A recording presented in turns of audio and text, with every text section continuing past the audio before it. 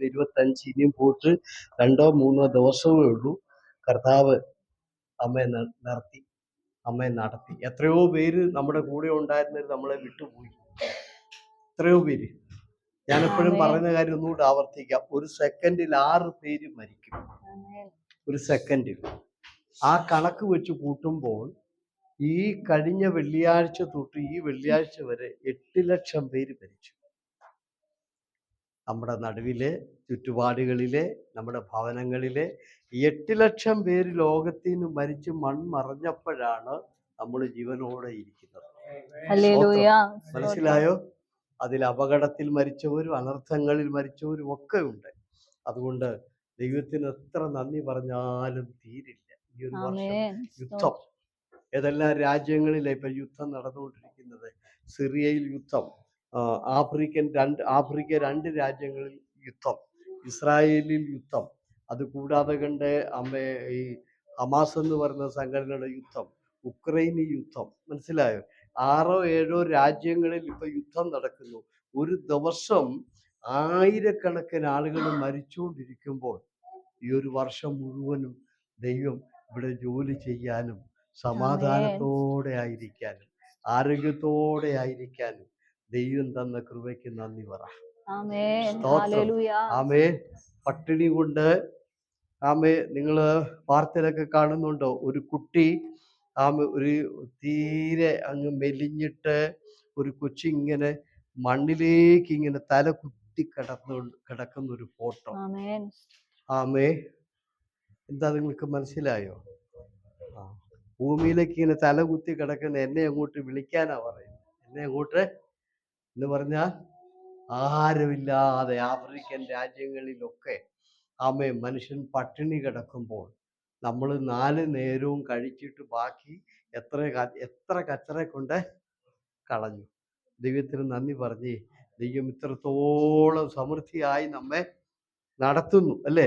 അപ്പൊ ദൈവത്തിന് നന്ദി പറയണേ. ആണ്ടിന്റെ അവസാനം നമ്മള് എന്താണ് എല്ലായിടത്തും നടക്കുന്നത്? ആണ്ടിന്റെ അവസാനം എല്ലായിടത്തും നടക്കുന്നത് കണക്ക് തീർക്കുക അല്ലേ? Price the Lord. ബാങ്കുകാരൊക്കെ എന്ത് ചെയ്യുന്നു? അവരുടെ കണക്കുകളൊക്കെ ക്ലോസ് ചെയ്യുന്നു. എല്ലാരും കണക്കുകള് തീർക്കുകയാണ്. സ്തോത്രം. അപ്പൊ നമ്മുടെ കണക്ക് കർത്താവ് ചോദിച്ചാൽ നമുക്ക് നമ്മുടെ കണക്കിന് ഉത്തരം കൊടുക്കാൻ പറ്റുമോ? സ്തോത്രം. നല്ലൊരു മറുപടി. ഞാൻ ആ വാക്യം നിങ്ങൾ ഓർപ്പിക്കാം. എഗസ്കേൽ 22:14 വാക്യം. ഞാൻ നിന്നോട് കാര്യം തീർക്കുന്ന നാളിൽ നിന്റെ കൈ ബലപ്പെട്ട് ഇരിക്കുമോ? ഇപ്പൊ ഈ മാസം 25-ാം തീയതി ഇന്ന് കർത്താവ് നമ്മളെ വിളിച്ച് നിർത്തിയിട്ട് ജനുവരി തൊട്ടു ദൈവം ചെയ്ത ഉപകാരവും ദൈവം നമ്മളെ ഏൽപ്പിച്ച വേലകളും ദൈവം നമുക്ക് തന്ന നന്മയും എല്ലാം കർത്താവ് ചോദിച്ചാൽ അതിന്റെ എല്ലാം മറുപടി കൊടുക്കാൻ നമുക്ക് പറ്റുമോ? സ്തോത്രം. മറുപടി കൊടുക്കാൻ പറ്റുമോ? കാര്യം തീർക്കുന്ന നാളിൽ നമ്മുടെ കൈ ബലപ്പെട്ടിരിക്കുമോ? ഈ 25-ാം തീയതി പറയാൻ പറ്റുമോ? കർത്താവിന് വേണ്ടി ഞാൻ പ്രവർത്തിച്ചു, ദൈവം എന്നെ ഏൽപ്പിച്ചു, അനേകർക്ക് വേണ്ടി പ്രാർത്ഥിക്കാൻ ഞാൻ വിശ്വസ്തയോടെ എന്നും സഭയ്ക്ക് വേണ്ടി അനേകർക്ക് വേണ്ടി പ്രാർത്ഥിക്കുമായിരുന്നു. ഞാൻ സുവിശേഷം അനേകരോട് പറഞ്ഞു, അനേകരോട് സുവിശേഷം പറയാൻ ഞാൻ പോകും. അതൊക്കെ നിങ്ങൾക്ക് തീരുമാനമെടുക്കാൻ കഴിഞ്ഞോ? ഞാൻ ആ പറഞ്ഞ വാക്യം ഏതാ? സുവിശേഷ വേലയെ കുറിച്ച് പറഞ്ഞില്ലേ? നിങ്ങൾക്ക് ഭൗതിക അനുഗ്രഹം വേണോ? സാമ്പത്തികം വേണോ? നന്മ വേണോ? ഒക്കെ കർത്താവ് തരും. ലൂക്കോസ് 19:11 ആരാ? യജമാനൻ പരദേശത്തേക്ക് പോകുമ്പോൾ തന്റെ ദാസന്മാരെ വിളിച്ചു, അവരുടെ പക്കൽ എന്തു കൊടുത്തു? താലന്ത് കൊടുത്തു. കച്ചവടം ചെയ്യാൻ വേണ്ടി അവരുടെ പക്കൽ കൊടുത്തു. സ്തോത്രം. അല്ലെ, നിങ്ങളുടെ പക്കൽ തന്ന താലന്തുകൾ നിങ്ങൾ ജനുവരി തൊട്ട് ഡിസംബർ വരെ അത് കൈകാര്യം ചെയ്തോ? കർത്താവേ, നീ എനിക്ക് തന്ന വചനം, ശുശ്രൂഷകൾ, പ്രാർത്ഥനകൾ, കൃപാവരങ്ങൾ, സുവിശേഷം എല്ലാം ഞാൻ വ്യാപാരം ചെയ്തു അനേക വിശ്വാസികളെ സഭയ്ക്ക് വേണ്ടി നേടി എന്ന് പറഞ്ഞ് ഇപ്പൊ കണക്ക് തീർക്കാവോ? നേടിയോ വല്ലോരെ? താലന്ത് എല്ലായിടത്തും കയറി ഇറങ്ങി വിറ്റോ? അനി ആ വാക്യം വായിര്, 19:11 തൊട്ട്. അവർ ഇത് കേട്ടുകൊണ്ടിരിക്കുമ്പോൾ അവൻ യെരൂശലേമിനെ സമീപിച്ചിരിക്കാലും ദൈവരാജ്യം ക്ഷണത്തിൽ വെളിപ്പെടുമെന്ന് അവർക്ക് തോന്നുകയാലും അവൻ ഒരു ഉപമയും കൂടെ പറഞ്ഞതെന്തെന്നാൽ, കുലീനനായൊരു മനുഷ്യൻ രാജ്യത്വം പ്രാപിച്ച് മടങ്ങി വരേണം എന്ന് വെച്ച് ദൂരദേശത്തേക്ക് യാത്ര പോയി. അവൻ 10 ദാസന്മാരെ വിളിച്ച് അവർക്ക് 10 റാത്തൽ വെള്ളി കൊടുത്തു. ഞാൻ വരുവോളം വ്യാപാരം ചെയ്തു കൊള്ളുവീൻ എന്ന് അവരോട് പറഞ്ഞു. അവന്റെ പൗരന്മാരോ അവനെ പകച്ച് അവന്റെ പിന്നാലെ പ്രതിനിധികളെ അയച്ചു. അവൻ ഞങ്ങൾക്ക് രാജാവായിരിക്കുന്നത് ഞങ്ങൾക്ക് സമ്മതമല്ല എന്ന് ബോധിപ്പിച്ചു. അവൻ രാജ്യത്വം പ്രാപിച്ച് മടങ്ങി വന്നപ്പോൾ താൻ ദ്രവ്യം കൊടുത്തിരുന്ന ദാസന്മാർ വ്യാപാരം ചെയ്ത് എന്ത് നേടി എന്നറിയേണ്ടതിന് അവരെ വിളിപ്പാൻ കൽപ്പിച്ചു. ഒന്നാമത്തവൻ അടുത്തു വന്നു, കർത്താവേ, നീ തന്ന റാത്തൽ കൊണ്ട് 10 റാത്തൽ സമ്പാദിച്ചിരിക്കുന്നു എന്ന് പറഞ്ഞു. അവൻ അവനോട്, നല്ല ദാസനെ, നീ അത്യല്പത്തിൽ വിശ്വസ്തനായതുകൊണ്ട് 10 പട്ടണത്തിന് അധികാരമുള്ളവൻ ആയിരിക്ക എന്ന് കൽപ്പിച്ചു. രണ്ടാമത്തവൻ വന്നു, കർത്താവേ, നീ തന്ന റാത്തൽ കൊണ്ട് 5 റാത്തൽ സമ്പാദിച്ചിരിക്കുന്നു എന്ന് പറഞ്ഞു. നീയും 5 പട്ടണത്തിന് മേൽവിചാരകനായിരിക്ക എന്ന് അവൻ അവനോട് കൽപ്പിച്ചു. മറ്റൊരുത്തൻ വന്നു, കർത്താവേ, ഇതാ നിന്റെ റാത്തൽ, ഞാൻ അതൊരു ഉറുമാലിൽ കെട്ടിവെച്ചിരിക്കുന്നു. നീ വെക്കാത്തത് എടുക്കുകയും വിതയ്ക്കാത്തത് കൊയ്യുകയും ചെയ്യുന്ന കഠിന മനുഷ്യനാകൊണ്ട് ഞാൻ നിന്നെ ഭയപ്പെട്ടു എന്ന് പറഞ്ഞു. അവൻ അവനോട്, ദുഷ്ടദാസനെ, നിന്റെ വായിൽ നിന്നു തന്നെ ഞാൻ നിന്നെ ന്യായം വിധിക്കും. മതി മതി. എല്ലാരും വിളിച്ചിട്ട് എന്ത് കൊടുത്തു? കച്ചവടം ചെയ്യാനായിട്ട് താലന്ത് കൊടുത്തു, അല്ലെങ്കിൽ റാത്തല്. ഇതേ ഉപമ മത്തായി 25 കിടപ്പുണ്ട് കേട്ടോ. ഓക്കെ, മത്തായി 25 കിടപ്പുണ്ട്. ആമേൻ, പ്രൈസ് ദി ലോർഡ്. അപ്പൊ ഇത് ദാസന്മാരെ വിളിച്ചു കൊടുത്തത് എന്താണ്? കൊടുക്കാനുള്ള കാരണം? സ്തോത്രം, അല്ലേ? നിങ്ങൾ എന്തുകൊണ്ടാണ് ഒരാളുടെ കയ്യിൽ പണം കൊടുക്കുന്നത്? ഒറ്റ വാക്കി ഞാൻ ഉത്തരം പറയാം, വിശ്വാസമുള്ളത്. നിങ്ങളെ ദൈവം വിശ്വസിച്ചാണ് ഈ ബൈബിൾ അങ്ങോട്ട് തന്നത്. നിങ്ങൾ ഇതെന്ത് ചെയ്യും? ലോകത്തിന്റെ അറ്റത്തോളം എത്തിക്കാൻ പറ്റിയില്ലെങ്കിലും എത്താൻ വേണ്ടി പ്രാർത്ഥിക്കുമെന്നെങ്കിലും ദൈവം വിശ്വസിച്ചു. ദൈവം സ്തോത്രം. ദൈവത്തിന്റെ താലന്തുകളായ സുവിശേഷം, പ്രാർത്ഥനകൾ, കൃപാവരങ്ങളെല്ലാം ദൈവം നിങ്ങളെ വിശ്വസിച്ചേൽപ്പിച്ചു. ഇത് നിങ്ങൾ എന്ത് ചെയ്യും? അനേക വീടുകളിൽ, അനേക വ്യക്തികളിൽ ഇത് കൊണ്ട് കൊടുക്കുമെന്ന് ആമേ. എന്നിട്ട് ദൈവരാജ്യത്തിന് വേണ്ടി ലാഭമായിട്ട് ആത്മാക്കളെ നേടുമെന്നും വിശ്വസിച്ചു. പക്ഷെ നമ്മളോ ഇത് മേടിച്ച് മടക്കി വെച്ചേച്ച് എല്ലാരും ജോലിയും ചെയ്ത് കാശ് ഉണ്ടാക്കി, ചിലര് ബാങ്ക് ഡിപ്പോസിറ്റ് ചെയ്തു, ചിലര് സ്ഥലം മേടിച്ച്, ചിലർ ഇപ്പോഴും ഡിപ്പോസിറ്റ് ചെയ്യാൻ ആലോചിച്ചുകൊണ്ടിരിക്കുന്നത്. പക്ഷെ ഒരു കാര്യം, ഒടേതമ്പുരാന്റെ മുമ്പിൽ കണക്ക് തീർക്കേണ്ട ഒരു ദിവസം വരുന്നുണ്ട്. പുള്ളി ചോദിക്കും, ഞാൻ തന്നത് എന്തിയേ? ഞാൻ തന്നത് എന്തിയേ? സ്തോത്രം, ഹല്ലേലൂയ. ദൈവം നമ്മളെ വിശ്വസിക്കുന്നു. നമ്മൾ പലപ്പോഴും അവിശ്വസ്തരാകുകയാണ്. നമ്മളെ വിശ്വസിച്ച് ഏൽപ്പിച്ചിട്ടും നമ്മൾ അത് എന്ത് ചെയ്യുന്നില്ല? വ്യാപാരം. പക്ഷെ ഇവരങ്ങനല്ല. ഈ ദാസന്മാർ എന്ത് ചെയ്തു? അതെ, വ്യാപാരം ചെയ്തു. അവരെവിടെയാ വ്യാപാരം ചെയ്തത്? അടുത്ത ലൈൻ വായിച്ച കേട്ടായിരുന്നോ? എന്തോ വായിച്ചത്? ഇയാളെ ഞങ്ങൾക്ക് രാജാവായിട്ട് തുറന്നിട്ട് വേണോ? ഇയാളെ ഞങ്ങൾക്ക് രാജാവായിട്ട് വേണ്ട എന്ന് പറഞ്ഞ് ഇവരുടെ യജമാനനെ പകച്ചവരുടെ മുമ്പിൽ, വേണ്ടെന്ന് പറയുന്നവരുടെ മുമ്പിൽ, യജമാനനെ തള്ളിക്കളയുന്നവരുടെ മുൻപിൽ, യജമാനൻ മടങ്ങി വന്ന് ഞങ്ങൾക്ക് രാജാവാകണ്ട എന്ന് പറയുന്നവരുടെ നടുവിൽ ഇവര് കച്ചവടം ചെയ്തു. നിങ്ങൾക്ക് അത്രയും പ്രതികൂലമൊന്നുമില്ലല്ലോ. അത്രേ കണ്ടോ? യജമാനന് വേണ്ട എന്ന് പറയുന്നവരുടെ വീട്ടിലാണ് ഈ യജമാനന്റെ താലന്തും കൊണ്ട് പോകുന്നത്. ആരെടുക്കല പോയത്? യജമാനനെ വേണ്ട, യജമാനന്റെ ഭരണവും വേണ്ട, ഞങ്ങൾ അവനെ തള്ളിക്കളഞ്ഞിരിക്കുന്നു, ഞങ്ങൾ അവനെ പകച്ചു കളഞ്ഞിരിക്കുന്നു എന്ന് പറഞ്ഞ് തികച്ചും എതിർക്കുന്നവരുടെ നടുവിൽ, വേണ്ടാത്തവരുടെ നടുവിൽ, തള്ളിക്കളയുന്നവരുടെ നടുവിൽ, അംഗീകരിക്കാത്തവരുടെ നടുവിൽ, പ്രതികൂലത്തിന്റെ നടുവിൽ ഇവർ കച്ചവടം ചെയ്തു. നിങ്ങൾക്കൊരു പ്രതികൂലമില്ലല്ലോ. ആമേ. ആഴ്ചയിൽ ഒരു ദിവസം എങ്കിലും ആർക്കേലും വേണ്ടി ഒന്ന് പ്രാർത്ഥിക്കാനോ ഏതെങ്കിലും ഒരു സ്ഥലത്തൊന്ന് പോകാനോ കാലിന് വേദനയൊന്നുമില്ലല്ലോ. ഇവിടെ കണ്ടോ, തികച്ചും ഈ താലന്ത് എവിടെയാണ് വിറ്റത്? അപ്പൊ അതുകൊണ്ട് ഞാനൊരു കാര്യം പറയാം, സുവിശേഷ വേലയും വിശ്വാസ ജീവിതവും പ്രതികൂലത്തിലാണ് അത് ചെയ്യുന്നത്. അല്ലാതെ അനുകൂലമായ സാഹചര്യം വന്നിട്ടല്ല അത് ചെയ്യുന്നത്. ആണോ? യജമാനനെ അംഗീകരിക്കുന്ന ജനങ്ങളുടെ ഇടയിലാണോ ഇവര് പോയത്? അല്ലല്ലോ. ഇവരെവിടെയാ പോയത്? യജമാനെ തള്ളുന്നവരുടെ ഇടയിലാ പോയത്, യജമാനെ വേണ്ടാത്തവരുടെ ഇടയിലാ പോയത്. അതുകൊണ്ട് ഞാൻ ഇന്ന് രാത്രി ഒരിക്കൽ കൂടെ പറയുന്നു, പ്രതികൂലങ്ങളും പ്രതിസന്ധികളും ആഞ്ഞടിക്കുന്നിടത്താണ് വിശ്വാസ ജീവിതത്തിൽ നിൽക്കേണ്ടത്. അവിടെയാണ് നമ്മൾ എന്ത് ചെയ്യേണ്ടത്? പ്രവർത്തിക്കേണ്ടത്. അവിടെയാണ് നമ്മൾ എന്ത് ചെയ്യേണ്ടത്? ദൈവത്തിന് വേണ്ടി നിൽക്കേണ്ടത്. കണ്ടോ, രാജാവിനെ വേണ്ട എന്ന് പറഞ്ഞവരുടെ വീട്ടിൽ ചെന്നിട്ട് ഈ രാജാവിന്റെ താലന്ത് അവരെ കൊണ്ട് വിലക്ക് മേടിപ്പിച്ചു. ഈ ദാസന്മാരെ ആദ്യത്തെ പുള്ളി എന്ന് എന്ത് ചെയ്തു? ആദ്യത്തെ പുള്ളിയുടെ കൈ കൊടുത്ത താലന്ത് കൊണ്ട് പുള്ളി 5 നേടി വെച്ചു. അപ്പൊ ഞാൻ ചോദിക്കട്ടെ, ദൈവരാജ്യത്തിന് വേണ്ടി എന്തെങ്കിലും നേടാൻ നമുക്ക് കഴിഞ്ഞോ? പറയാൻ പറ്റുമോ? 2025 ഞങ്ങളുടെ സഭയ്ക്ക് വേണ്ടി ഞാൻ ഇന്ന് നേടിയെടുത്തിട്ടുണ്ട്, അവിടെ സഭയുടെ നേട്ടത്തിന് വേണ്ടി, സഭയുടെ വളർച്ചയ്ക്ക് വേണ്ടി എന്ന് നമുക്ക് പറയാൻ കഴിയുമോ?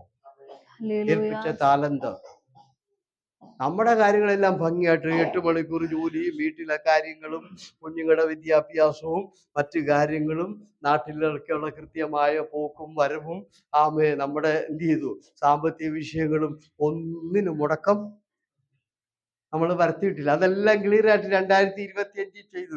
കുഞ്ഞുങ്ങളെ ഒരു ദിവസം പോലും സ്കൂളിൽ വിടാതിരുന്നില്ലല്ലോ. വെളുപ്പിന് എഴുന്നേറ്റ് വിടുവല്ലോ, കൃത്യമായിട്ട് അവർക്ക് ആഹാരം ഉണ്ടാക്കി കൊടുത്ത് ജോലി 30 ദിവസവും കൃത്യമായിട്ട് നമ്മൾ ചെയ്തല്ലോ. ഈ ഏൽപ്പിച്ച താലന്ത് സുവിശേഷം എത്ര സ്ഥലത്ത് എത്തിച്ചു? ഇനി വരട്ടെ, പോട്ടെ. ഇന്നൊരു തീരുമാനം എടുക്കാവോ? 2026 കർത്താവേ 100% ഒന്നും എനിക്ക് ചെയ്യാൻ പറ്റത്തില്ല, ഒരു 10% എന്നെ ഏൽപ്പിച്ച താലന്ത് ഞാൻ കർത്താവിന് വേണ്ടി വ്യാപാരം ചെയ്യുന്നു. രാത്രിയിൽ ഇവിടെ ഇരുന്ന് തീരുമാനിക്കാവോ നിങ്ങൾക്ക്? ഹല്ലേലൂയ. ഇനി നമുക്കെല്ലാവർക്കും സാമ്പത്തികം ആവശ്യമാണല്ലോ, അനുഗ്രഹം ആവശ്യമാണല്ലോ. സ്തോത്രം. ഇനി ആർക്കാണ് കൊടുത്തത്? 5 പട്ടണം, 5 താലന്ത് നേടിയവനെ എത്ര പട്ടണം കൊടുത്തെന്നാ വായിച്ചവിടെ? 2 നേടിയവൻ എത്ര കൊടുത്തു? 5 നേടിയവൻ എത്ര കൊടുത്തു?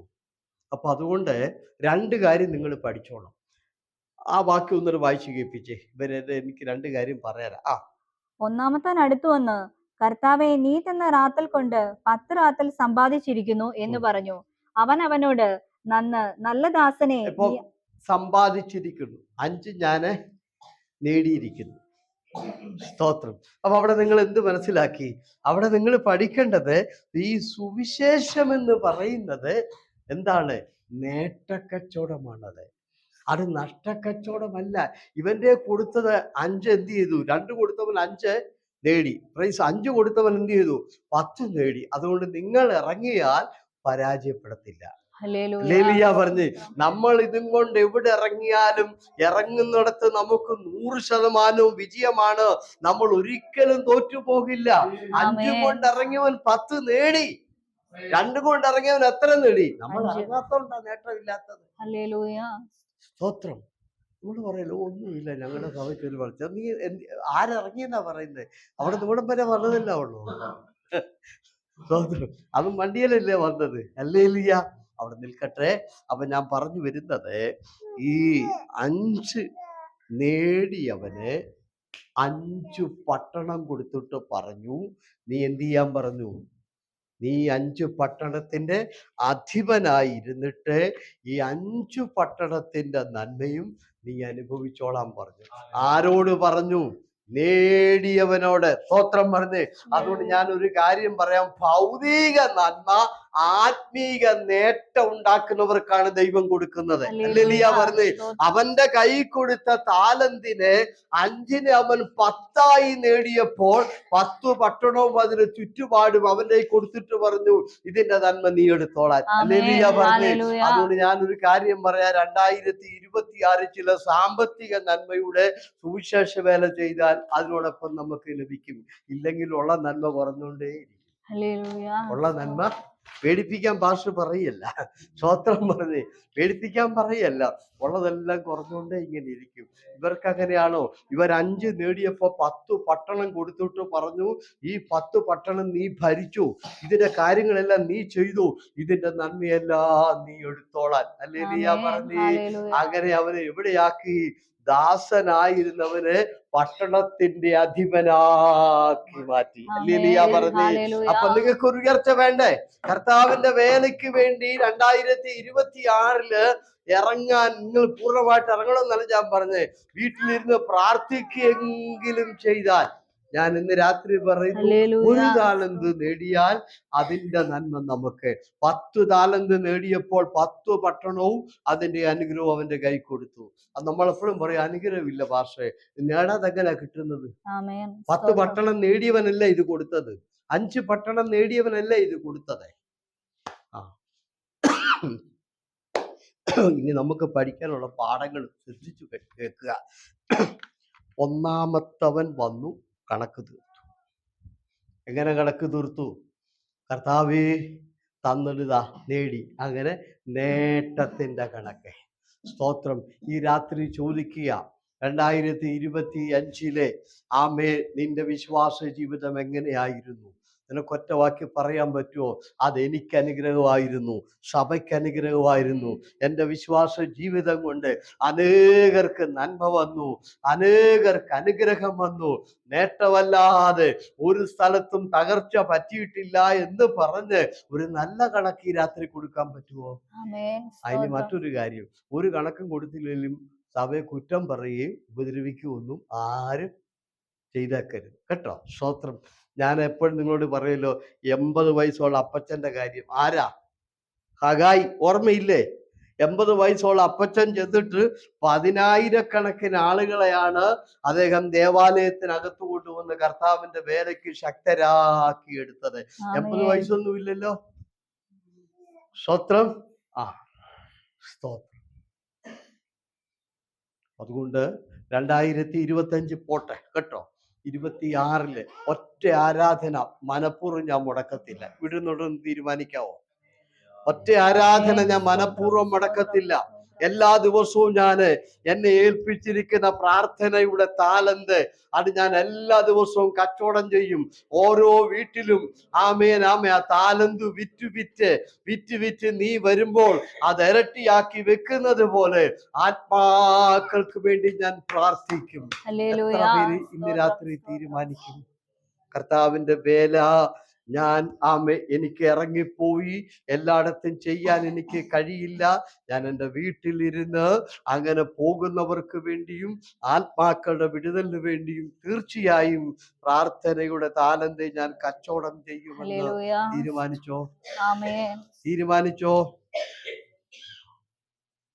ഹൃദയത്തിൽ തീരുമാനമെടുത്തോ? സ്തോത്രം. ജോർജ് തീരുമാനിച്ചോ? അടുത്ത വർഷത്തെ ഭൗതിക കാര്യങ്ങളൊക്കെ എപ്പോഴാണ് തീരുമാനിച്ചു വെച്ചിരിക്കുക അല്ലേ? എല്ലാം തീരുമാനിച്ചു വെച്ചിരിക്കുക. അടുത്ത വർഷം എപ്പോൾ നാട്ടിൽ പോകുമ്പോഴെന്തോ മേടിക്കണം, കൊച്ചിനെ സ്കൂളിൽ വിടുന്ന കാര്യം എല്ലാം ഓക്കെ ആക്കി വെച്ചിരിക്കുക. ഇത് മാത്രം ഓക്കെ ആകുന്നില്ല അല്ലേ? Price the Lord. കർത്താവ് തീർച്ചയായിട്ടും അനുഗ്രഹിക്കട്ടെ. Price the Lord. ഇനി നിങ്ങൾക്ക് പഠിക്കാനുള്ള ഒരു വലിയ കാര്യം ഞാൻ പറയാം. 2 കാര്യങ്ങളെ ഒത്തിരി ചിന്തിച്ചാലേ നമുക്ക് ഇതൊക്കെ മനസ്സിലാകത്തുള്ളൂ. ഞാനങ്ങനെ കുത്തിയിരുന്ന് രാവിലെ ഉറക്കളച്ചിട്ടൊക്കെ ചിന്തിച്ചാണ് ഇതെല്ലാം ഗ്രഹിക്കുന്നത്. അവിടെ പറഞ്ഞൊരു പദം നിങ്ങൾ കേട്ടോ, ഒന്നാമൻ വന്നു, രണ്ടാമൻ വന്നു, മൂന്നാമത്തവൻ വന്നപ്പം അവനെ വിളിച്ച പേര് നിങ്ങൾ കേട്ടായിരുന്നോ? മറ്റൊരുത്തൻ. കണ്ടോ? മറ്റേ അതാ ശ്രദ്ധിക്കേണ്ടത്. അങ്ങനെയാണോ വിളിക്കേണ്ട? മൂന്നാമനെന്നല്ല പറയേണ്ടത്. അവനെ മൂന്നാമനെന്ന് പറഞ്ഞോ? അവനെ മറ്റൊരുത്തരെന്നാ പറഞ്ഞേ. ശ്രദ്ധിച്ചു? നമ്മുടെ ജോലി സ്ഥലത്തും സഭയിലും എല്ലാം ഉണ്ട്. നമ്മളോട് കൂടെ എന്ത് ചെയ്യാൻ ചേരാത്ത ഒരുത്തന്റെ പേരാണ് മറ്റൊരുത്തൻ. സ്തോത്രം പറഞ്ഞ്. ഈ രണ്ടുപേരും ഒന്നാമനായിട്ടും രണ്ടാമനായിട്ടും അവർ ചേർന്ന് നിൽക്കുമ്പോൾ മൂന്നാമനായിട്ട് ഇവനെ ചേർക്കാൻ പറ്റുകയില്ല. കാരണം ഇവന്റെ സ്വഭാവം അവരെക്കാൾ വ്യത്യസ്തമാ. അതുകൊണ്ട് ഇന്ന് രാത്രി ഞാൻ പറയുന്നു, എല്ലാവരുടെയും സ്വഭാവം ഒരുപോലാന്ന് കരുതരുതേ. കമ്പനിക്കകത്ത് മറ്റൊരുത്തനുണ്ട്, അവന്റെ സ്വഭാവം നമ്മൾ വിചാരിക്കുന്നത് പോലല്ല. ആത്മീയ കുളത്തിലുമുണ്ട് മറ്റൊരുത്തൻ. അവനെ ഒരിടത്തും കൂട്ടാൻ കൊള്ളുകയില്ല. അതുകൊണ്ട് അവനെ മറ്റൊരുത്തൻ എന്ന് വിളിച്ചേക്കുന്നത്. അങ്ങനെയല്ല അവനെ വിളിക്കേണ്ടത്. അവനെ വിളിക്കേണ്ടത് മൂന്നാമനെന്നാ വിളിക്കേണ്ടത്. പക്ഷെ അവനെ മൂന്നാമനെന്ന് വിളിക്കാൻ പറ്റുകയില്ല. എന്താ കാര്യം? അവന്റെ സ്വഭാവം അങ്ങനെയാണ്. അവനോട് കർത്താവ് പറഞ്ഞത് കേട്ടോ നിങ്ങൾ? സ്നേഹിത, നിന്റെ വായിൽ നിന്ന് വന്നതുകൊണ്ട് നാക്ക് സൂക്ഷിക്കണം കേട്ടോ. 2026 ഇതൊന്ന് സൂക്ഷിച്ചോണം കേട്ടോ. ഓക്കെ. നിന്റെ വായിൽ നിന്ന്, ഇവന്റെ വായിൽ നിന്ന് വന്ന എന്താന്നൊന്ന് വായിച്ചു കേൾപ്പിച്ച്. അവനോട്, ദുഷ്ടദാസനെ, നിന്റെ വായിൽ നിന്നു തന്നെ ഞാൻ നിന്നെ ന്യായം വിധിക്കും. അല്ല, അവന്റെ വായിൽ നിന്ന് വന്നത് അവൻ പറഞ്ഞത് വായിച്ചേ, മേലോട്ട് കയറ്റി. മറ്റൊരുത്തൻ വന്ന്, കർത്താവേ, ഇതാ നിന്റെ റാത്തൽ അത് ഞാനത് ഒരു ഉറുമാലിൽ കെട്ടിവെച്ചു. ഞാൻ കണ്ടോ? അത് ദൈവത്തിന് ഇഷ്ടമല്ല. ഹല്ലേലൂയ പറഞ്ഞേ. ഞാനെന്ന ഭാവം നിങ്ങളുടെ ജീവിതത്തിൽ ഒരിക്കലും ഉണ്ടാകരുത്. അത് കർത്താവിന് ഇഷ്ടമല്ല. അവനോട് പറയാ, സ്നേഹിത, നിന്റെ വായിന്ന് ഇപ്പൊ ഒരു വാക്ക് വന്നില്ലേ, ഞാൻ കുഴിച്ചിട്ടു. മറ്റൊരു രണ്ടുപേരും ആ വാക്ക് പറഞ്ഞോ? നിങ്ങൾ നോക്കിക്കേ. ആദ്യത്തെ പുള്ളി വന്നിട്ട് എന്താ പറഞ്ഞത്? നീ തന്നതുകൊണ്ട് എത്ര നേടി എന്നാ പറഞ്ഞത്, അല്ലാതെ ഞാൻ നേടിയെന്ന് പറഞ്ഞോ? ഇല്ല. രണ്ടാമത്തവൻ പറഞ്ഞോ നീ തന്നത് കൊണ്ട് ഞാൻ നേടിയെന്ന് പറഞ്ഞോ? ഇല്ല. അതുകൊണ്ട് ചിലരുണ്ടല്ലോ, ഞാൻ ഭാഷയിൽ എന്ത് പറഞ്ഞാലും ഞാൻ ആ കാര്യത്തിൽ ആ കുഞ്ഞാറ് നിനക്ക് നല്ലതല്ല. ആ ഞാനെന്ന ഭാവം ദൈവത്തിന് ഇഷ്ടമല്ല. അതെടുത്ത് കളഞ്ഞേക്കുക. ഹല്ലേലൂയ പറഞ്ഞേ. ജീവിതത്തിൽ ഒരിക്കലും അങ്ങനെ ഒരു ഭാവം നമുക്കുണ്ടാകാൻ പാടില്ല. ഈ മനുഷ്യന്റെ വായിന്ന് വന്നത് അങ്ങനെയാണ്. അവനെ കർത്താവ് പറഞ്ഞു, നിന്റെ വായിന്ന് വന്നതുകൊണ്ടായി. താരെന്ത് കുടിച്ചിട്ടൊക്കെ കർത്താവ് ക്ഷമിക്കും. പക്ഷെ അവന്റെ വായിന്ന് വന്നത് ഇതാ. അത് ക്ഷമിക്കാൻ ഇത്തിരി ബുദ്ധിമുട്ടാണ്. അതുകൊണ്ട് ഒരിക്കലും എന്ത് ചെയ്യരുത്, ഞാൻ അങ്ങനെ ചെയ്തികള്, ഞാൻ ഇങ്ങനെ ചെയ്തികള് എന്നൊന്നും പറയരുത്. അത് ദൈവത്തിന് ഇഷ്ടമല്ല. ഇനി എന്താ അതിന്റെ കാരണം കൊണ്ട് നമുക്ക് നോക്കാം. അതിന്റെ കാരണം എന്താ നോക്കാനായിട്ട് വായിക്കാൻ സമയമില്ല. ബാക്കി ഞാൻ പറയാം, അടയാളപ്പെടുത്തി കിട്ടും. പിന്നെ പോയി വായിച്ചാൽ മതി. യെശയ്യാ പ്രവചനം 14-ാം അധ്യായത്തിന്റെ 12-ാമത്തെ വാക്യം തുടങ്ങി. ഞാൻ മേഘോന്നതങ്ങൾക്ക് മീതെ, ഞാൻ ഉത്തരഗിരിയായ സിയോൻ പർവ്വതത്തിൽ, ഞാൻ സമാഗമ പർവ്വതത്തിന്റെ മുകളിൽ കയറി എന്ത് ചെയ്യും? കർത്താവിന്റെ സിംഹാസനം പിടിച്ചെടുക്കും. ഞാനെന്ന ഭാവം പിശാചിൻ്റെതാണ്. ഹല്ലേലൂയ പറഞ്ഞ്. പിശാചാ പറഞ്ഞത് ഞാൻ എവിടെ കയറും? ഞാൻ എവിടെ കയറും? സമാഗമ പർവ്വതത്തിന്റെ മുകളിൽ കയറും. ഞാൻ മേഘോന്നതങ്ങൾക്ക് മീതെ കയറും. ഞാൻ നക്ഷത്രങ്ങൾക്ക് മീതെ കയറും. അതുകൊണ്ട് ആരും ഞാനെന്ന ഭാവം വെച്ചുകൊണ്ട് നടക്കരുത്, പറയരുത്. ഇവന്റെ വായിന്ന് വന്നത് ഈ ഒരു സാധനമാ, ഞാൻ. സ്തോത്രം. അത് കുടിച്ചിട്ടു കേട്ടോ. ഹല്ലേലൂയ. അപ്പൊ ഞാൻ ഒരു കാര്യം പറയാൻ വേണ്ടി മാത്രം വന്നതാ ഇത്. എന്താണ്? 2026 ദൈവം ഏൽപ്പിച്ച താലന്തുകൾ കച്ചവടം ചെയ്ത് ദൈവരാജ്യത്തിന് വേണ്ടി ചില നേട്ടങ്ങൾ ഉണ്ടാക്കിയാൽ അതോടൊപ്പം നമുക്ക് ചില ഭൗതിക നന്മയും. 5 നേടിയവന് 10 പട്ടണവും അതിൻ്റെ അനുഗ്രഹവും കൊടുത്തു. പിന്നെ 10 നേടിയവന് 10 നേടിയവന് 10 പട്ടണവും അതിൻ്റെ നന്മയും കൊടുത്തു. അതുകൊണ്ട് കർത്താവിന്റെ വേലയ്ക്ക് വേണ്ടി ചില നേട്ടങ്ങൾ നിങ്ങൾ ഉണ്ടാക്കിയാൽ അതോടൊപ്പം നിങ്ങൾക്കും നേട്ടം ഉണ്ടാകും. ഹല്ലേലൂയ. നിങ്ങൾക്ക് ഇരട്ടി സ്തോത്രം. നേട്ടം. ജീവിതത്തിൽ നിങ്ങൾക്ക് ജോലി ചെയ്താലോ നിങ്ങൾക്ക് എന്ത് ചെയ്താലോ ഉണ്ടാക്കാൻ കഴിയാത്ത നന്മ ഇതിലൂടെ ദൈവം തരും. ഹല്ലേലൂയ ആമേൻ. പറഞ്ഞേ. സ്തോത്രം. 10 പട്ടണം അവന് കൊടുത്തില്ലേ? അവനെ കൊണ്ട് 10 പട്ടണവും അതിന്റെ നന്മയും നേടിയെടുക്കാൻ കഴിയുമായിരുന്നു? ഇല്ല. അവൻ ദൈവത്തിന് വേണ്ടി വെറും 10 താലന്ത് നേടിയപ്പോൾ അവന് വേണ്ടി ദൈവം ഈ ലോകത്തിലെ 10 പട്ടണവും അതിന്റെ അനുഗ്രഹമാണ് കൊടുത്തത്. ഹല്ലേലൂയ പറഞ്ഞേ. അപ്പോൾ നമ്മൾ കർത്താവിന് വേണ്ടി വേല ചെയ്ത് എന്തെങ്കിലും നേടിയാൽ നമുക്ക് കിട്ടുന്ന പ്രതിഫലം അതിനേക്കാൾ 100 മടങ്ങ് നന്മ ദൈവം നമുക്ക് മടക്കി തരും. കർത്താവ് ആർക്കും കടക്കാരനല്ല. Price the Lord. പിന്നെ പ്രതികൂലത്തിന്റെ നടുവിൽ ആൻസി ഇപ്പോഴല്ല വന്ന് ആ വാക്യം ഒന്ന് വായിച്ചു കേൾപ്പിച്ചു. ഷീബ ഒന്ന് പെട്ടെന്നൊന്ന് വായിച്ചേരി ആ വാക്യം. എവിടെയാ? അല്ല ഇപ്പോഴും വായിച്ചുകൊണ്ടിരുന്നാലും അവര് വായിച്ചാലും കുഴപ്പമില്ല. ഏതാ വായിക്കേണ്ടെന്ന് അറിയാവോ? ഈ രാജാവിനെ ഞങ്ങൾക്ക് സമ്മതമല്ല, വേണ്ട എന്ന് അവന്റെ പൗരന്മാർ പറഞ്ഞു. അത് വായിച്ച്. അവന്റെ പൗരന്മാരോ അവനെ പകച്ച് അവന്റെ പിന്നാലെ പ്രതിനിധികളെ അയച്ചു. അവൻ ഞങ്ങൾക്ക് രാജാവായിരിക്കുന്നത് ഞങ്ങൾക്ക് സമ്മതമല്ല എന്ന് പ്രബോധിപ്പിച്ചു. അവൻ രാജ്യത്വം പ്രാപിച്ച് മടങ്ങി വന്നപ്പോൾ താൻ ദ്രവ്യം കൊടുത്തിരുന്ന ദാസന്മാർ വ്യാപാരം ചെയ്ത് എന്ത് നേടി എന്ന് അറിയേണ്ടതിന് അവരെ വിളിപ്പാൻ കൽപ്പിച്ചു. ഒന്നാമത്തവൻ അടുത്തു വന്നു, കർത്താവെ, നീ തന്ന റാത്തൽ കൊണ്ട് 10 റാത്തൽ സമ്പാദിച്ചിരിക്കുന്നു എന്ന് പറഞ്ഞു. ഇവൻ എവിടെയാ സമ്പാദിച്ചത്? എവിടെയാ ഇവൻ സമ്പാദിച്ച കച്ചവടം ചെയ്തത്? കണ്ടോ? എവിടെയാ? ഈ രാജാവിനെ അല്ലെങ്കിൽ രാജാവായി വരാൻ പോകുന്ന ആളെ ഞങ്ങൾക്ക് വേണ്ട, ആ വേണ്ടെന്ന് പറഞ്ഞവരുടെ എടുക്കലാണ് അയാളെ താലന്തും കൊണ്ടുപോയത്. ഹല്ലേലൂയ പറഞ്ഞേ. അയാളെ ഞങ്ങൾക്ക് ഒരിക്കലും രാജാവായിട്ട് വേണ്ട, ഇയാളെ ഞങ്ങൾ അംഗീകരിക്കത്തില്ല. ആ പൗരന്മാരുടെ ഇടയിൽ ഈ മനുഷ്യനെ രാജാവായിട്ട് ഏറ്റെടുക്കാൻ ഇഷ്ടമില്ലാത്ത, തള്ളിക്കളഞ്ഞ, എതിർത്ത, ഉപേക്ഷിച്ച പൗരന്മാരുടെ ഇടയിൽ അദ്ദേഹത്തിന്റെ താലന്ത് വിറ്റു. അതുകൊണ്ട് പ്രതികൂലത്തിന്റെ നടുവിലും പ്രശ്നങ്ങളുടെ നടുവിലും എതിർപ്പുകളുടെ നടുവിലുമാണ് വിശ്വാസം തെളിയേണ്ടത്. നമ്മുടെ വിശ്വാസം അവിടെ അങ്ങ് പോവുക.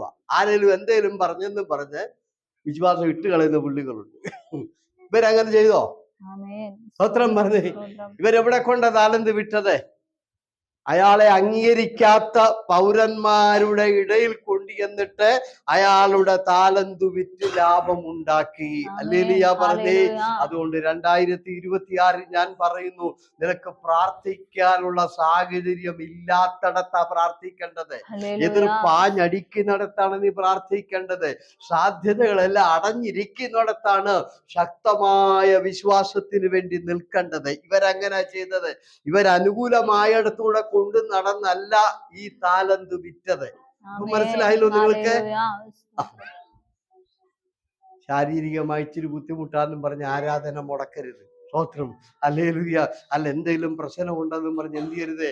അവരത് പറഞ്ഞ് ഇവരിത് പറഞ്ഞ് മുടക്കരുത്. കാരണം ഇവരൊക്കെ വിശ്വാസത്തിന്റെ താലന്ത് വിറ്റത് അനുകൂലമായ സ്ഥലത്തല്ല, തികച്ചും പ്രതികൂലത്തിന്റെ നടുവിലും എതിർപ്പുകളുടെ നടുവിലുമാണ്. അതുകൊണ്ട് എനിക്ക് നിങ്ങളോട് പറയാനുള്ളത്, ഇതാണ് യഥാർത്ഥ വിശ്വാസം. സ്തോത്രം. ഇനി മറ്റൊന്നുകൂടെ ഞാൻ പറയാം. മത്തായി 25 പോകണ്ട, നിങ്ങൾ വേണമെങ്കിൽ വീട്ടിൽ പോയി നോക്കിക്കോ. അവിടെ എഴുതിയിരിക്കുന്ന ഇങ്ങനെയാണ്: 10 ദാസന്മാരെ വിളിച്ച് അവരുടെ പ്രാപ്തിക്ക് തക്കവണ്ണം ഓരോ റാത്തൽ ഓരോരുത്തരുടെയും കൈ കൊടുത്ത. ബാക്കി കണ്ടോ? 25-ലെ 14 ഒന്ന് വായിച്ചാട്ടെ. ഒരു മനുഷ്യൻ പരദേശത്ത് പോകുമ്പോൾ ദാസന്മാരെ വിളിച്ച് തന്റെ സമ്പത്ത് അവരെ ഏൽപ്പിച്ചു. ഒരുവൻ 5 താലന്ത്, ഒരുവന് 2, ഒരുവൻ 1, ഇങ്ങനെ ഓരോരുത്തരും. എനിക്ക് ആ പദം കിട്ടണം, ഒന്നുകൂടെ വായിച്ച് സ്റ്റാർട്ടിങ്ങിലെ. ഒരു മനുഷ്യൻ പരദേശത്ത് പോകുമ്പോൾ ദാസന്മാരെ വിളിച്ച് തന്റെ സമ്പത്ത് അവരെ ഏൽപ്പിച്ചു. ഒരുവൻ 5 താലന്ത്, ഒരുവന് 2, ഒരുവൻ 1, ഇങ്ങനെ ഓരോരുത്തന് അവനവന്റെ പ്രാപ്തി പോലെ കൊടുത്തു യാത്ര. അവനവന്റെ പ്രാപ്തി പോലെ. അതിനടി ഒരു വരയിടെ. അവനവന്റെ പ്രാപ്തി പോലെ. മലയാളത്തിൽ അതിന്റെ ശരിയായ അർത്ഥം കഴിവനുസരിച്ച്. കഴിവ് അവനവന്റെ പ്രാപ്തി പോലെ. ഒരു മനുഷ്യന്റെ കയ്യിൽ ഒരു താലന്ത് കൊടുക്കാൻ കാരണം അവൻ അത് കച്ചവടം ചെയ്യാൻ കഴിവുണ്ടെന്ന് യജമാനൻ കണ്ടു. അതുകൊണ്ട് ഇന്ന് രാത്രി ഞാൻ ഒരു കാര്യം പറയാം, നിങ്ങളുടെ കഴിവുകൾ കണ്ടാണ് ദൈവം നിങ്ങളെ വിളിച്ചിരിക്കുന്നത്. ഹല്ലേലൂയ പറഞ്ഞ് ആമേ. ദൈവം പലപ്പോഴും കർത്താവിന്റെ വേലയ്ക്ക് നമ്മുടെ എന്ത് വേണം? നമ്മുടെ കഴിവ് വേണം. സ്തോത്രം പറഞ്ഞ് ആമേ. പ്രാപ്തിക്ക് തക്ക താലന്ത് നമുക്കെല്ലാവർക്കും. ആരാ അവിടെ വേളം വെക്കുന്ന ആരാ? എന്താ അവിടെ വേളം? പാസ്റ്റർക്ക് പ്രസംഗിക്കണ്ടേ? ഉണ്ടായിരുന്നോണം കേട്ടോ. Okay, praise the lord. ഹല്ലേലൂയ. അപ്പൊ ഇനി ഇങ്ങോട്ട് നോക്ക, അവരാ പ്രശ്നം തീർത്തോളൂ. ഇങ്ങോട്ട് നോക്കി. Praise the lord. സിയോനായേ കൈതല്ലേ പാസ്റ്റർ? കൈതാ. ഓ, സിയോന എത്ര പിളകി, ഭയങ്കരമായിട്ട് പിളകി. പാസ്റ്ററോട് ക്ഷമിക്കണം കേട്ടോ. സൂര്യൻ അസ്തമിക്കോളം കോപം വെച്ചോണ്ടിരിക്കരുതേ, ഇത് ശരിയല്ല. ഓക്കെ, മടങ്ങി വരാം. പ്രാപ്തിക്ക് തക്ക താലന്ത്, കഴിവ്. നമുക്ക് പ്രാർത്ഥിക്കാൻ കഴിവില്ലേ? ഒരാളോട് സുവിശേഷം പറയാൻ കഴിവില്ലേ? സ്തോത്രം. 2 വാക്ക് ദൈവമായി എഴുന്നേറ്റ് എന്ന് പറയാൻ കഴിവില്ലേ? സ്തോത്രം. ഒരു വീട്ടിൽ ചെന്ന് രോഗിക്ക് വേണ്ടി പ്രാർത്ഥിക്കാൻ കഴിവില്ലേ? നമുക്ക് പ്രാപ്തിയില്ലേ? ഇല്ലെങ്കിൽ എന്നോട് പറ, പാസ്റ്റർ എനിക്ക് പ്രാർത്ഥിക്കാൻ കഴിവില്ലെന്ന് പറ. എനിക്ക് പ്രാർത്ഥിക്കാനുള്ള കഴിവ് എനിക്ക് ഇല്ല. പ്രാപ്തിക്ക് തക്ക താലന്ത് നമ്മുടെ ഓരോരുത്തരുടെയും കഴിവനുസരിച്ച് ആമേ ഇത് വ്യാപാരം ചെയ്യുമെന്നുള്ള വിശ്വാസത്തിൽ ദൈവം നമ്മളെ ഏൽപ്പിച്ചിരിക്കുക. സ്തോത്രം. 2026 എത്ര പേര് പുതിയ തീരുമാനമെടുക്കും? കർത്താവിന് വേണ്ടി എനിക്ക് 2025 ചിലതൊക്കെ ചെയ്യാൻ കഴിഞ്ഞു, എന്നാൽ 26 ഞാൻ കൂടുതൽ വിശ്വാസത്തിന് വേണ്ടി പ്രവർത്തിക്കും, ദൈവത്തിന് വേണ്ടി നിൽക്കും. ദൈവത്തിന്റെ വേലയിലെ കൊടുക്ക വാങ്ങലിൽ ഒക്കെ ഞാൻ മാറ്റങ്ങൾ വരുത്തും. എൻ്റെ ജീവിതത്തിൽ ഞാൻ മാറ്റങ്ങൾ വരുത്തും. കർത്താവിൻ്റെ വേല ഞാൻ ഏറ്റെടുത്ത് ചെയ്യും. നിങ്ങൾക്ക് എന്നെ പോലെ പാർശ്വപണി ചെയ്യണമെന്നല്ല പറഞ്ഞത്. ആമേ. സഭയ്ക്ക് വേണ്ടി പ്രാർത്ഥിക്കുക, ആത്മാക്കൾക്ക് വേണ്ടി പ്രാർത്ഥിക്കുക. അങ്ങനെ ഈ താലന്ത് കച്ചവടം ചെയ്യുമെന്ന് എത്ര പേര് തീരുമാനിക്കുന്നു? തീരുമാനിച്ചോ? സ്തോത്രം. ഹല്ലേലൂയ. ആർക്കറിയാം അല്ലേ? കൈ പൊക്കാൻ പാസ്റ്റർ പറഞ്ഞാൽ തീരുമാനിക്കാത്തവർക്കും പൊക്കണ്ടേ, അല്ലെങ്കിൽ ഇത് പോയി നടക്കണല്ലേ? അതുകൊണ്ട് എന്ത് ചെയ്യും? എല്ലാരും 3-4 പേര് പൊക്കുമ്പോൾ ഞാൻ പൊക്കി ഇല്ലെങ്കിൽ എന്ത് ചെയ്യും തോർത്ത് എല്ലാരും പൊക്കോട്ടൊരു അവസരം. അതുകൊണ്ട് ഞാൻ ഈ പൊക്കിക്കാതെ ചോദിക്കുന്നത്. Price the lord. Hallelujah. Okay ആയോ എന്ന് ചോദിക്കുന്നത്? ആമേൻ. 2020 കണക്ക് നമ്മൾ എന്ത് ചെയ്യണം? എബ്രായ ലേഖനം 13-ാം അധ്യായം 17-ാമത്തെ വാക്യം വായിച്ച്. സമയമില്ല, പെട്ടെന്ന് പോട്ടെ. എബ്രായർക്ക് എഴുതിയ ലേഖനം. നിങ്ങളെ നടത്തുന്നവരെ അനുസരിച്ച് കീഴടങ്ങിയിരിപ്പീൻ. അവർ കണക്ക് ബോധിപ്പിക്കേണ്ടവരാകിയാൽ നിങ്ങളുടെ ആത്മാക്കൾക്ക് വേണ്ടി ജാഗരിച്ചിരിക്കുന്നു. നിങ്ങളെ നടത്തുന്നവരെ അനുസരിച്ച് കീഴടങ്ങിയിരിപ്പീൻ. എന്ത് ചെയ്യാനാ പറഞ്ഞിരിക്കുന്നേ? അനുസരിച്ച് കീഴടങ്ങിയിരിപ്പീൻ. കീഴടങ്ങിയിരിപ്പീൻ. എന്തുകൊണ്ട്? അവർ കണക്ക് ബോധിപ്പിക്കേണ്ടവരാകിയാൽ. അപ്പൊ ഒരു കാര്യം ഓർത്തണം, ഈ പാസ്റ്റർമാരും കുടുംബമെല്ലാം ഒന്ന് ഓർത്തണം, കണക്ക് തീർക്കേണ്ട ഒരു ദിവസം വരുന്നുണ്ട്. ഈ സഭയും ശുശ്രൂഷയൊക്കെ ഏൽപ്പിച്ച പുള്ളി ചോദിക്കും, കണക്കെന്ത് ചെയ്യണം? അപ്പൊ അതുകൊണ്ട് കഴിഞ്ഞ വർഷത്തെക്കാൾ 26 ശുശ്രൂഷയിൽ അധികം ചെയ്യണം. Praise the lord. പാസ്റ്ററോടും കുടുംബത്തോടും, അത് എന്നോടും കൂടെയുള്ള ദൂത. കണ്ടോ? നിങ്ങളെ നടത്തുന്നവരെന്ത് ചെയ്യണം? എനിക്ക് കണക്ക്. ഹല്ലേലൂയ. നമ്മുടെ ശുശ്രൂഷയുടെ കണക്ക് കൊടുക്കണം. വിശ്വാസ ജീവിതത്തിന്റെ കണക്ക് നമ്മൾ തീർക്കണം കേട്ടോ. Okay, praise the Lord. സമയത്തിന്റെ പരിമിതി കൊണ്ട് ഞാൻ ഇതെല്ലാം വായിച്ചു കേൾപ്പിക്കുന്നില്ല. റോമാലേഖനം 14-ാം അധ്യായം 12-ാമത്തെ വാക്യം വായിച്ച്. വേഗം പോട്ടെ, സമയമായി. റോമർക്ക് എഴുതിയ ലേഖനം ആകയാൽ നമ്മിൽ ഓരോരുത്തൻ ദൈവത്തോട് കണക്ക് ബോധിപ്പിക്കേണ്ടി വരും. ഓരോരുത്തൻ ദൈവത്തോട് കണക്ക് ബോധിപ്പിക്കേണ്ടി സ്വത്രം പറ. ഹല്ലേലൂയ. ദൈവം നിനക്ക് ഈ രാജ്യത്ത് കൊണ്ടുവന്ന് വിസയും തന്ന്, ജോലിയും തന്ന്, നന്മയും തന്ന്, അനുഗ്രഹവും തന്ന്, ഇന്നു വരെ 2025 ഡിസംബർ വരെ ദൈവം നിനക്ക് ഒരു നന്മയും കുറച്ചിട്ടില്ല. സ്വത്രം പറഞ്ഞ് ജീവിതത്തിൽ എല്ലാ സൗകര്യങ്ങളും വേണ്ടതെല്ലാം നമുക്ക് തന്നു. ആമേൻ. പക്ഷേ ദൈവം ചെയ്ത ഉപകാരത്തിനൊത്തവണ്ണം തിരിച്ചങ്ങോട്ട് എന്തെങ്കിലും ചെയ്തോ? ഓരോരുത്തരും കണക്ക് പറയേണ്ട ദിവസം വരുന്നുണ്ട്. ഓർത്തോണം, ദൈവം നിനക്ക് വിസയും നന്മയൊക്കെ തന്നു. കർത്താവ് ചോദിക്കും, ഞാൻ നിനക്ക് ഇത്രയും ചെയ്തില്ലേ, നീ എന്താ ചെയ്തത്? നീ എന്താ ചെയ്തത്? ഓരോരുത്തരും എന്ത് ചെയ്യണം? കണക്ക് പറയേണ്ട ദിവസം വരുന്നുണ്ട്. മറന്നു പോകരുത് കേട്ടോ. ഹല്ലേലൂയ. ഇനിയും ലൂക്കോസ് 16:2 വായിച്ചേ. അവിടെ കളിക്കരുത്. സിയോനോട് ഞാൻ പ്രത്യേകം പറഞ്ഞു, ഇങ്ങോട്ട് പോരുക, സിയോനെ കളിപ്പിക്കരുത് കേട്ടോ. നിന്നോടാ പറഞ്ഞത്, സിയോനെ കളിപ്പിക്കരുതെന്ന്. ഇവനോട് എഴുന്നേറ്റ് പോവാ കളിപ്പിക്കാൻ, അടിമേടിക്കും എന്റെ കേട്ടോ. വായിച്ചോ 16:2. അവൻ അവനെ വിളിച്ച്, നിന്നെ കൊണ്ട് ഈ കേൾക്കുന്നത് എന്ത്? നിന്റെ കാര്യവിചാരത്തിന്റെ കണക്ക് ഏൽപ്പിച്ചു തരിക. കാര്യവിചാരകത്തിന്റെ കണക്ക് ഏൽപ്പിച്ചു തരിക. കർത്താവ് കൈകാര്യം ചെയ്യാൻ ഏൽപ്പിച്ച പദവികളും വേലകളും പ്രാർത്ഥനകളും ആരാധനകളും കൃത്യമായി കൈകാര്യം ചെയ്തോ?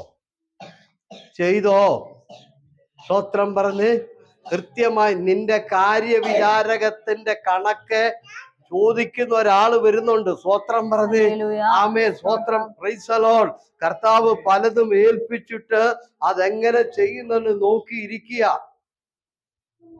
ആമേൻ.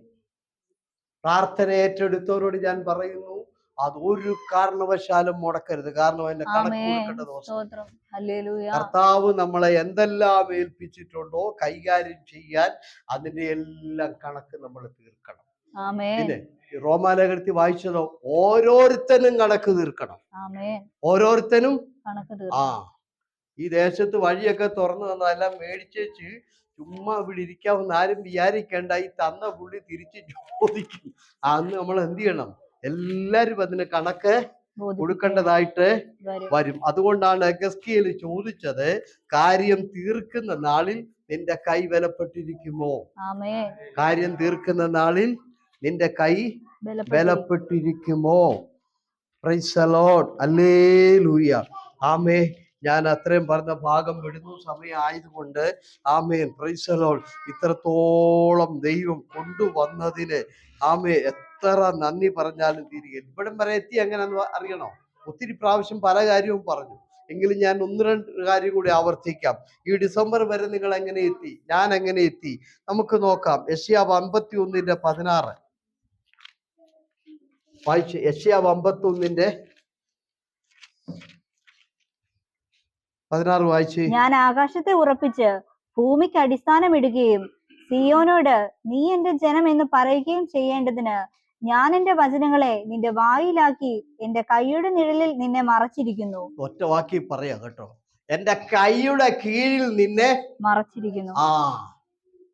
പിശാച് നിന്നെ തട്ടിക്കളയാൻ ഈ ഒരൊറ്റ കാരണം കൊണ്ടാ. ഹല്ലേലൂയ പറഞ്ഞ്, ഒടേ തമ്പുരാന്റെ കരത്തിന്റെ കീഴിൽ 2025 മുഴുവനും നിന്നെ മറച്ചു പിടിച്ചിരിക്കുകയായിരുന്നു. ഹല്ലേലൂയ പറഞ്ഞ്. രോഗങ്ങൾ വന്നപ്പോഴും പ്രതികൂലങ്ങൾ ആഞ്ഞടിച്ചപ്പോഴും പിടിച്ചു നിൽക്കാൻ മേലാത്ത പ്രതികൂലങ്ങൾ വന്നപ്പോഴും വിസ അടിക്കത്തില്ലെന്ന് ഓർത്തപ്പോഴും എല്ലാം ആമേ നമ്മൾ വീഴാതെ ഇവിടെ നിന്നതിന്റെ കാരണം, തകരാതെ ഇവിടെ നിന്നതിന്റെ കാരണം, എന്റെ കൈയുടെ കീഴിൽ ഇരമ്യാവേ ഞാൻ നിന്നെ മറച്ചു പിടിച്ചിരിക്കുകയായിരുന്നു. ദൈവത്തിന്റെ കരം മറച്ചില്ലായിരുന്നെങ്കിൽ ഈ 2025 വന്ന രോഗം പലരും മരിച്ചു പോകേണ്ടതാ. 2025 എത്ര വട്ടം ജോലി പോകേണ്ട സാഹചര്യം വന്നു. 2025 എത്ര വട്ടം നമ്മൾ പേടിച്ചു, വിസ അടിച്ചു കിട്ടുവോ കിട്ടത്തില്ലയോ, അങ്ങനെ 100 പ്രശ്നങ്ങൾ വന്നിട്ടും നമ്മൾ ഇന്നും ഇവിടെ നിൽക്കുന്നതിന്റെ രഹസ്യം മറ്റൊന്നുമല്ല, ഒടേതമ്പുരാന്റെ കരം മറച്ച് ഇവിടം വരെ എത്തിച്ചതാ. ഹല്ലേലൂയ പറഞ്ഞേ. ആമേൻ. അപ്പൊ സ്തോത്രം. കണ്ടോ, യിരെമ്യാവിനോട് പറയാണ്, യെശയ്യാവിനോട് പറയാണ്, എന്റെ കരം നിന്നെ എന്ത് ചെയ്തു? മറച്ചു. ആമേൻ. 91 സങ്കീർത്തനക്കാരൻ എന്താ പറഞ്ഞത്? അത്യുന്നതന്റെ മറവിൽ വസിക്കും. നിഴലിൻ കീഴിലും സർവശക്തന്റെ 91:4 നോക്കിക്കേ, സർവശക്തനായ ദൈവത്തിന്റെ ചിറകിന്റെ കീഴിൽ മറച്ചു.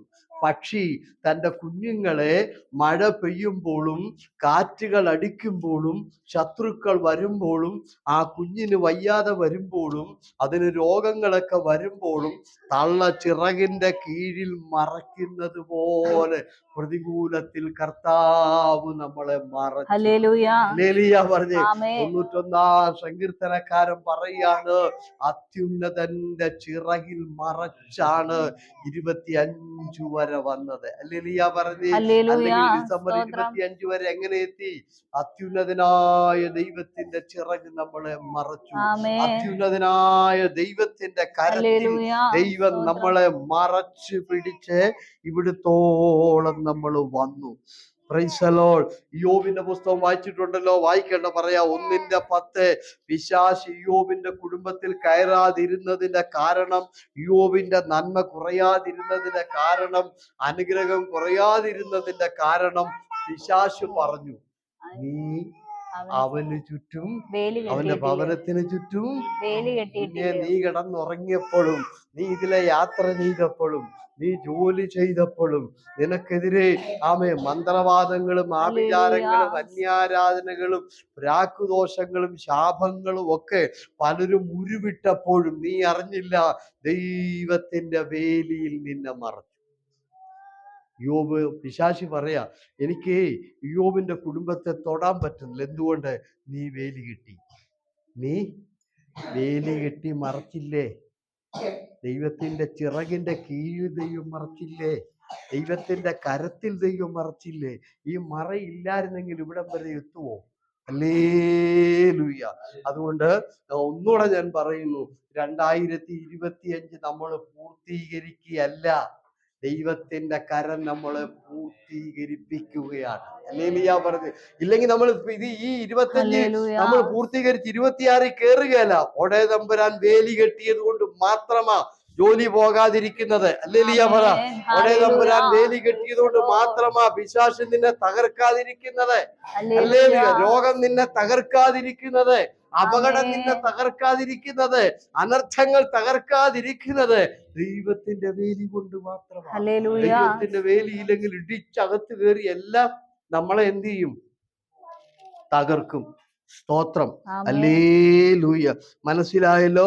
ഒരു വാക്യം കൂടെ വായിച്ച് നമുക്ക് അവസാനിപ്പിക്കാം, സമയത്തിന്റെ പരിമിതി അല്ലെ. വായിക്കണം, ഞാൻ പറയാം. ആമേൻ. Praise the lord. ഹല്ലേലൂയ. ആമേൻ. ദൈവത്തിന്റെ വചനത്തിൽ പറയുന്നു, നിന്നെ കാക്കേണ്ടതിനെ ദൂതന്മാരോട് ഞാൻ കൽപ്പിച്ചിരിക്കുന്നു. സ്തോത്രം പറ. കഴിഞ്ഞ 2025 മുഴുവനും ഒരു പോറല് പോലും ഏക്കാതെ ദൈവദൂതനെ ദൈവം നിനക്ക് കാവലായി അയച്ചു. ഹല്ലേലൂയ പറഞ്ഞേ. ആമേൻ, ആമേൻ, ആമേൻ. മനസ്സിലായോ നിങ്ങൾക്ക്? നമ്മള് സുഖമായിട്ട് കിടന്നുറങ്ങി എന്താ കാര്യം? ദൈവദൂതൻ അവിടെ കാവല് നിന്നിട്ടാ. ഹല്ലേലൂയ പറഞ്ഞ്. നേരം വെളുക്കുമ്പോൾ എഴുന്നേൽക്കുന്ന എന്താ കാര്യം? ദൈവത്തിന്റെ കാവല് കൊണ്ടാ. സ്തോത്രം പറ. രാവിലെ ഡ്യൂട്ടിക്ക് പോകുന്ന എന്താ കാര്യം? ദൈവത്തിന്റെ കാവലുകൊണ്ട്. ഞാൻ പറഞ്ഞല്ലോ, ഒരു സെക്കൻഡിൽ 6 പേര് വീതം, അങ്ങനെ 8 ലക്ഷം പേര് ഒരാഴ്ചയിൽ നമ്മുടെ ചുറ്റുപാടിൽ മരിച്ചോണ്ടിരിക്കുമ്പോൾ ഒരു പോറല് പോലും ഇല്ലാത്തത് ദൈവവചനം പറഞ്ഞു, നിന്നെ കാക്കേണ്ടതിനെ ഞാൻ ദൂതന്മാരോട് കൽപ്പിച്ചിരിക്കുന്നു. വീണ്ടും ദൈവം പറയാം, നിന്റെ കാല് കല്ലിൽ തട്ടി പോകാതിരിക്കേണ്ടതിനെ ഞാൻ എന്ത് ചെയ്തിരിക്കുന്നു? ദൂതന്മാരെ ഏൽപ്പിച്ചിരിക്കുന്നു. ഹല്ലേലൂയ പറഞ്ഞു. മനസ്സിലായോ? കല്ലെന്ന് പറഞ്ഞ പിശാച് വലിയ കല്ലുകൾ ഉരുട്ടി വെച്ച്, കൂടെ ജോലി ചെയ്തവരൊക്കെ നിനക്ക് കെണികളും കുടുക്കുകളും ഉരുട്ടി വെച്ച് അതിനകത്ത് തട്ടി മറിഞ്ഞ് നിന്റെ ജോലി പോകുന്നൊക്കെ വിചാരിച്ചു. പക്ഷെ വിജയിച്ചില്ല. കാരണം കല്ലെ തട്ടാൻ ദൂതൻ സമ്മതിച്ചില്ല. ഹല്ലേലൂയ പറഞ്ഞേ. ഈ കല്ല് തട്ടി വീണ് നമ്മൾ തകർന്നു പോകാൻ ദൈവത്തിന്റെ ദൂതൻ സമ്മതിച്ചില്ല. അപകടം പലപ്പോഴും നമ്മുടെ മുമ്പിൽ വെച്ചു. പക്ഷെ ആ അപകടത്തിൽ ദൂതൻ അവിടെ ഇറങ്ങി നമ്മളെ എന്ത് ചെയ്തു? ആ കല്ല് തട്ടിപ്പോകാതെ നമ്മളെ അപ്പുറത്ത് നിർത്തി. എല്ലാവർക്കും എഴുന്നേറ്റ് നിൽക്കാം, സമയം കടന്നു പോകുന്നു. എല്ലാവരും എഴുന്നേറ്റ് നിൽക്കാം. എഴുന്നേറ്റവരൊക്കെ അല്പം കൂടെ മുന്നോട്ട് കയറിയും വരാം. യേശുവേ നന്ദി. സഹോദരിമാരിച്ചിരി മുന്നോട്ട് കയറി നിൽക്കുമ്പോൾ ഹല്ലേലൂയ.